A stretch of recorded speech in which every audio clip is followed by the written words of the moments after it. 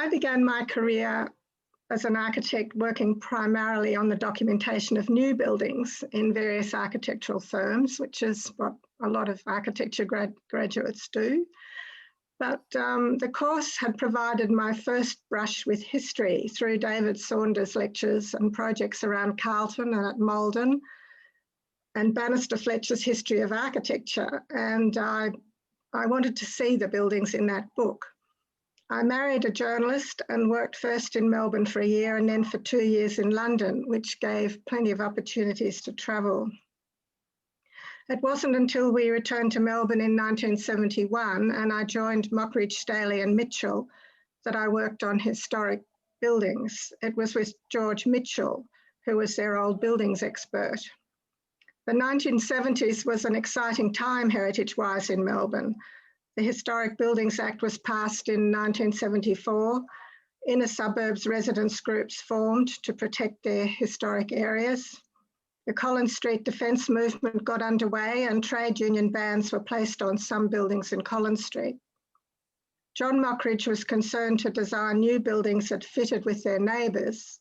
I worked with him on the Camberwell municipal offices, which he had designed along with the Civic Centre to complement the old town hall. And on the side, I did alterations, additions to our 19th century terrace house in Parkville. And I did the same for a few friends with similar houses in East Melbourne and Hawthorn. At the same time, I began a master's degree under George Tibbets and Miles Lewis, researching the practice of A&K Henderson and Partners. The firm was prolific in the early 20th century and interwar period and had won RVIA street architecture medals. Due to Miles, I found myself presenting evidence at appeals tribunals against the demolition of their buildings in Collins Street. In 1977, I got involved in much older heritage. My husband was appointed Middle East correspondent for The Age and Sydney Morning Herald, and we went to live in Amman, Jordan, for 6 years. There I found work as a surveyor for various archaeological expeditions, mapping and drawing sites for publication all over the country, dating from the Bronze Age to Islamic. This led to work with a British stonemason conservator who was attached to he was from the Ancient Monuments Commission of England, and he was attached to the Jordanian Department of Antiquities and conserving the Crusader castles and various Roman and other remains. I also wrote articles on archaeology and heritage issues for the local English language newspaper and a couple of international magazines. In 1983, we went to England where I did the MA course in architectural conservation at the University of York. I hoped it would help me get back into work in Australia, and so it turned out, as in 1985, I became the heritage architect with Public Works Victoria. We worked on stonework and interior conservation at major public buildings in Melbourne and schools and courthouses around the state. I led a small team. We were essentially the curators of the state government's heritage or historic assets. We shared a couple of RAIA awards for projects at Old Treasury and 2 Treasury Place. I was a member of the then Historic Buildings Council when Graham was chair, as the nominee of the Secretary General of the department for 10 years, and I chaired one of the permits committees. I was also on RAIA committees for heritage, government architects and professional development, and the Architects Registration Board, the Board of Aus Heritage, and the International Committee on Architectural Structures, ISCASA.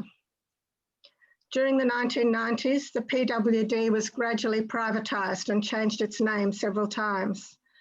I was seconded to Australian aid-funded projects in China and Vietnam, and it was through the work in Asia that I met Professor Bill Logan at Deakin University and became an adjunct professor there.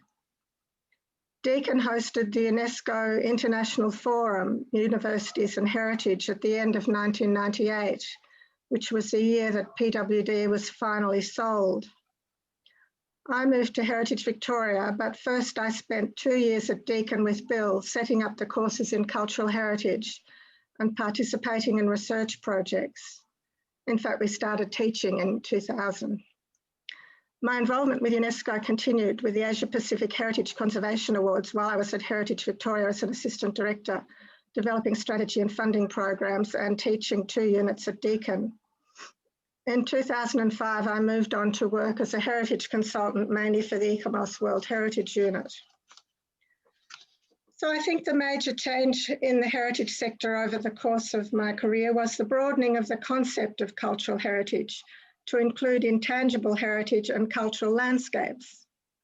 The focus moved from the Venice Charter of 1964 to the Convention for Safeguarding Intangible Cultural Heritage in 2003. The significance of rituals and practices associated with traditional building and Indigenous technology in parts of Asia and the Middle East is now recognised, as is the importance of renewal in some cultures, such as Japanese shrines and some Aboriginal rock art. With living cultural landscapes, the associated practices at such places as the Filipino and Balinese rice terraces and Iranian qanats have been recognised as part of their significance. In Australia, the 1979 Borough Charter tried to provide guidelines appropriate to this region, but still had a strong focus on fabric. Internationally, the issue was crystallised in the NARA document on authenticity of 1994, which requires a wider understanding of cultural diversity and heritage in assessing values and authenticity. Another change was increased recognition of the meaning of places to local communities, especially Indigenous and immigrant communities. Social value was always one of the criteria for heritage significance in Victoria, but it was not often used in the early years of the Act. Now attention to human rights has expanded this further. World Heritage lagged well behind Australia in not requiring statements of significance for inscribed sites until around 2006. And one of my early jobs for the ICOMOS World Heritage Unit was to draft retrospective statements of significance for a large number of places. I think the major challenges for heritage practitioners now and in the future are to do with community involvement still and sustainability. Successful community involvement can be slow and difficult. Here, the challenge is to have meaningful consultation with Indigenous and multicultural communities. We have seen what happened with the Deakin rock shelters. Communication skills have to be further developed, and language skills are a big challenge for many Anglo-Australians. Regarding sustainability, in our region of Asia and the Pacific, we are perhaps more threatened by economic development and climate change than elsewhere. There is a lot of heritage to lose as members of rural communities in Asia move to the cities looking for work and a modern life, abandoning traditional villages and discarding their traditional knowledge en route.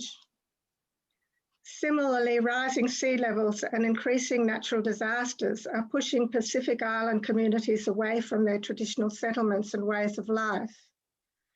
In Australia, the increasing fire threat has at last begun to make inroads in understanding how much Indigenous communities can teach about land and wildlife management.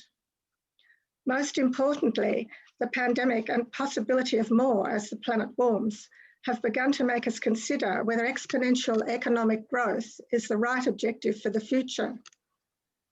The possibility of a future circular economy as an alternative suggests a renewed need to reuse and adapt. It will have to be done sustainably in the context of the human and natural environment and resources. Decisions need to be seen in the light of life cycle costing and ongoing sustainability. Issues are often argued from a doctrinal standpoint, and it needs to be remembered that heritage doctrine derived from a sense of loss, and while based also on a rational assessment of past practice, to quote it blindly will not necessarily provide sustainable decisions in everyday cases. The big challenge for future conservation architects here and abroad will still be to not go too far and lose the authentic heritage we want to keep. Thank you.